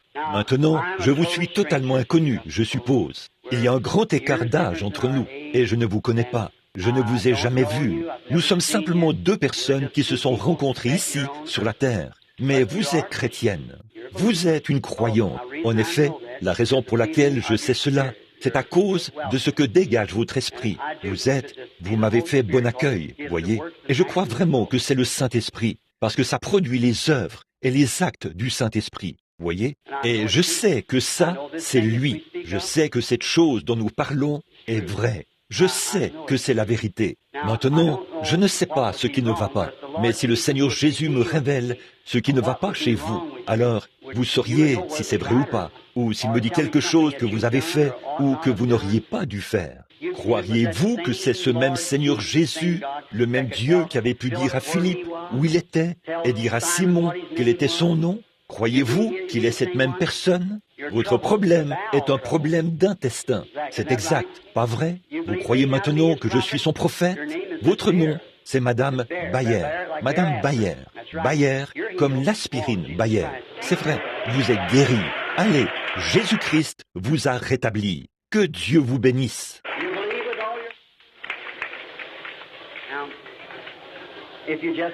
Croyez-vous de tout votre... Maintenant, si vous avez simplement la foi, ne doutez pas. Maintenant, en fait, vous n'êtes pas ici pour vous-même. Vous êtes ici pour quelqu'un d'autre. C'est un homme. Il n'est pas ici. C'est un frère. Ce frère est dans un hôpital psychiatrique. Prenez ce mouchoir que vous avez dans la main. Alors que l'Esprit est sur vous, envoyez-le lui. Qu'il soit appliqué sur lui, ne doutez pas. Il sortira de l'hôpital et il ira bien. Le croyez-vous? Que Dieu vous bénisse. Vous avez dit, cet ange du dernier jour là-bas, il avait le dos tourné, où vous regardez. Je ne vais pas regarder cette femme, je vais lui tourner le dos. Maintenant, madame, celle qui est la patiente, pouvez-vous m'entendre? Dites oui. Si le Seigneur Jésus me révèle quel est votre problème, alors que je regarde dans cette direction-ci, vous saurez si c'est la vérité ou pas, n'est-ce pas? Croyez-vous alors que c'est pour accomplir ce que Jésus a dit? Dans les derniers jours, il arrivera ce qui était arrivé du temps de Sodome. Le croirez-vous? Vous avez un trouble féminin, un problème gynécologique. Croyez de tout votre cœur maintenant. Cela vous quittera et vous pourrez rentrer chez vous guéri. Que Dieu vous bénisse. Si vous pouvez croire, croyez-vous que Dieu va guérir ce problème cardiaque? Eh bien, continuez simplement de marcher en disant « Merci Seigneur ». Croyez, quand vous vous levez le matin, c'est à peine si vous pouvez bouger. L'arthrite est une mauvaise chose, mais Jésus-Christ est le guérisseur de l'arthrite. Croyez-vous cela? Vous descendez d'un trottoir, vous descendez de côté. Je vous vois faire cela. Vous n'aurez plus à le faire si vous croyez. Croyez-vous que j'ai été envoyé dans ce but?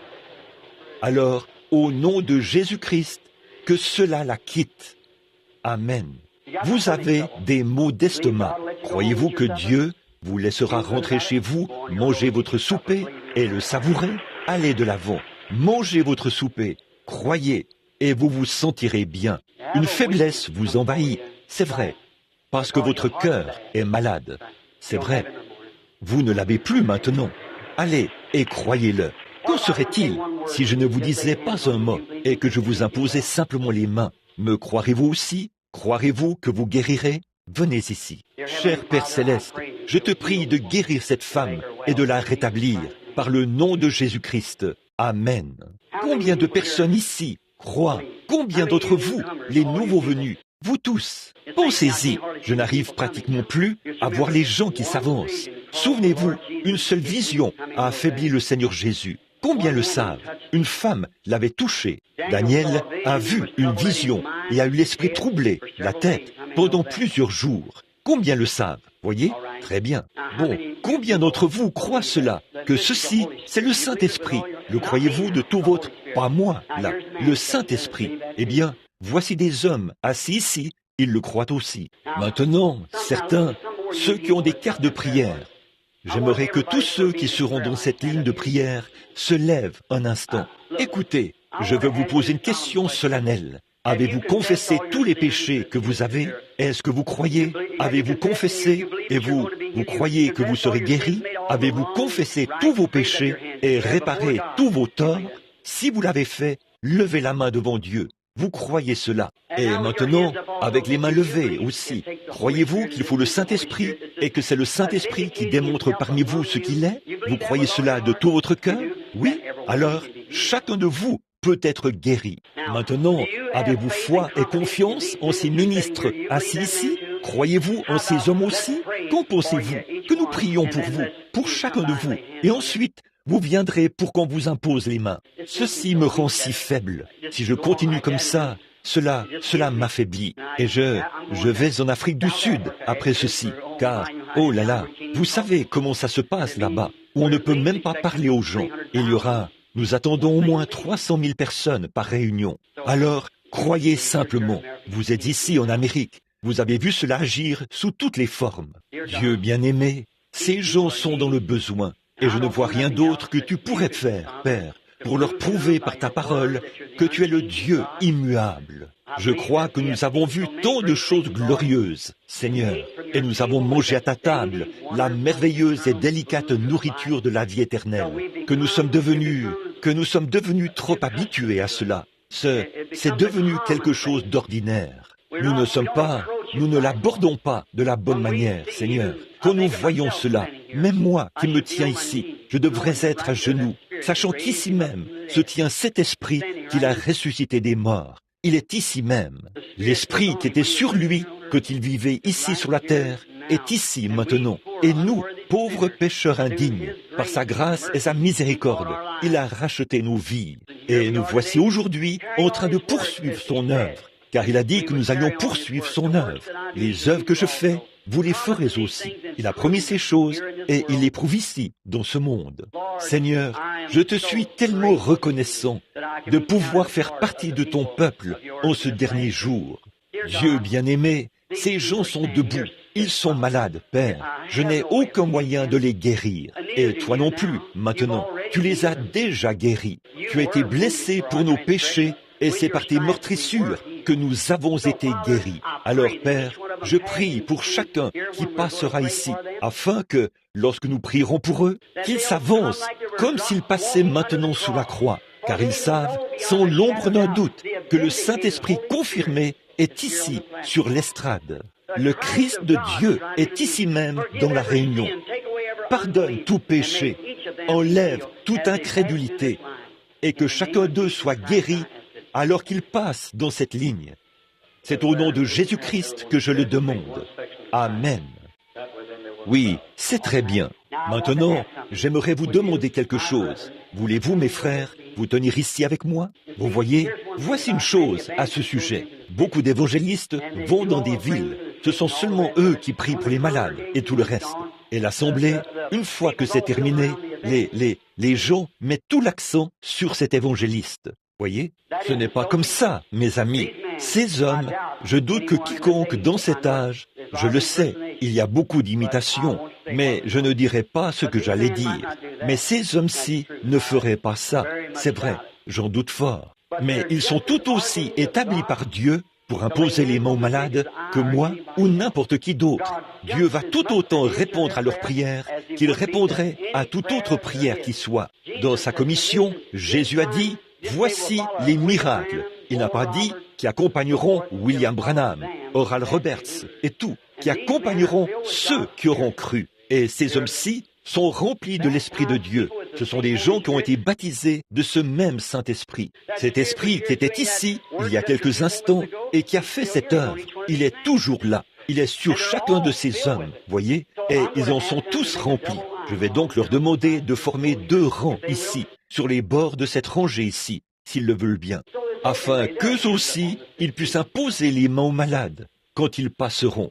Et ils veulent que ceux qui ont des cartes de prière se tiennent, seuls ceux qui ont des cartes de prière, qu'ils se tiennent dans l'allée, et que tous les autres prient. Pendant quelques instants, là, placez-vous dans chaque section, juste à gauche de votre section. Placez-vous près de votre section, puis ils vont vous appeler. Lorsque vous verrez que cette ligne-ci se termine, que cette ligne-ci lui emboîte le pas.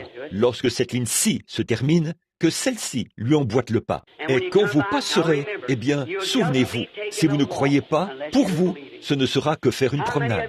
Combien d'entre vous savent et ressentent dans leur cœur qu'ils ont prié jusqu'à exaucement à ce sujet et qu'ils seront guéris dès qu'ils passeront dans cette ligne. Levez la main et dites, je l'accepte maintenant même, ô Christ, par le simple fait que tu as donné cette commission. Maintenant, je prie pour chacun de vous. Nous allons prier. Je vais demander à Sœur Rose, pour la personne qui est à l'orgue là-bas. Sœur Rose, pourriez-vous jouer pour nous? Le grand médecin est proche maintenant. Et que les gens, que tous les autres prient. Et je crois que tous ceux qui passeront dans cette ligne de prière seront guéris. Que Dieu vous bénisse. Que tous les autres gardent la tête inclinée et prient pour d'autres personnes. Soyez vraiment sincères. Vous voyez, c'est comme ça que ce petit prédicateur baptiste a reçu le Saint-Esprit l'autre soir. Il était juste assis là à y penser, très sincèrement. Et le Saint-Esprit est tombé sur tout le groupe. Vous devez être sincère avec Dieu. Maintenant, il a prouvé qu'il est ici avec vous. Il est ici. Alors, si quelqu'un vous dit que ce n'est que de l'excitation, vous savez maintenant ce qu'il en est, n'est-ce pas? Vous, les nouveaux venus. Il a démontré ce qu'il était. C'est lui, et personne d'autre ne pourrait faire cela. Ceci n'a plus été fait depuis l'époque des apôtres. C'est maintenant revenu dans l'Église, comme il était promis. Que le Seigneur vous bénisse maintenant. Vous, les gens là, alors que vous passerez dans cette ligne, venez, soyez en prière. Tout le monde maintenant. Le grand médecin est proche maintenant. Le compatissant Jésus. Aussi, quand vous viendrez, venez la tête inclinée, avec révérence. Passez. Ces hommes vous imposeront les mains et vous serez guéris.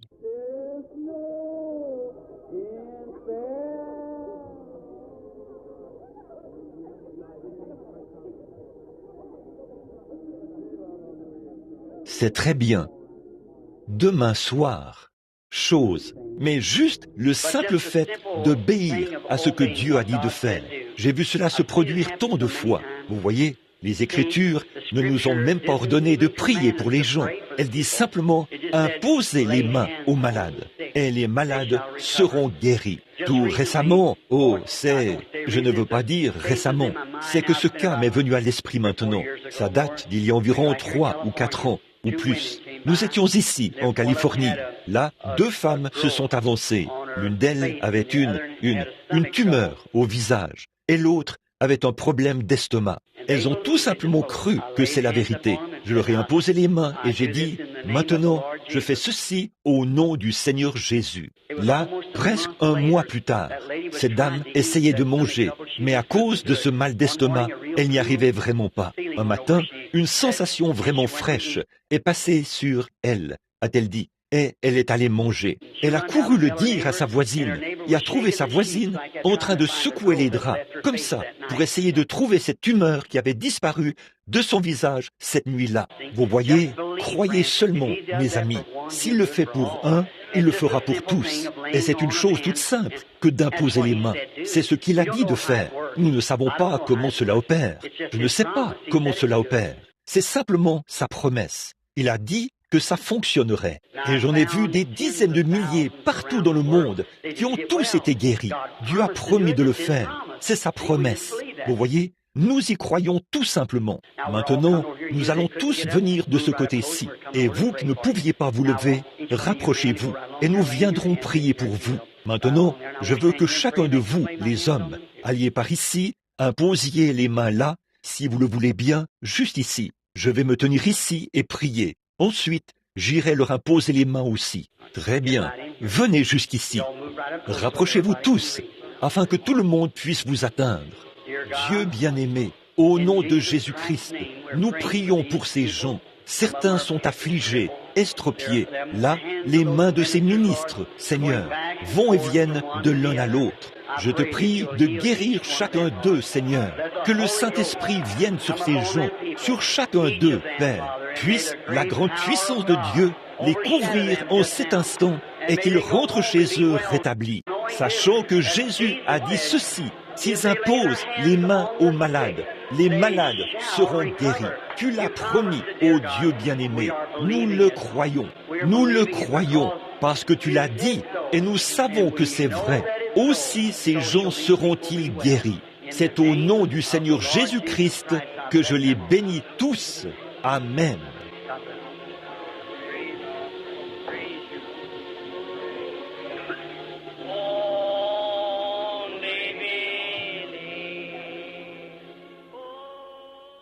Que Dieu vous bénisse.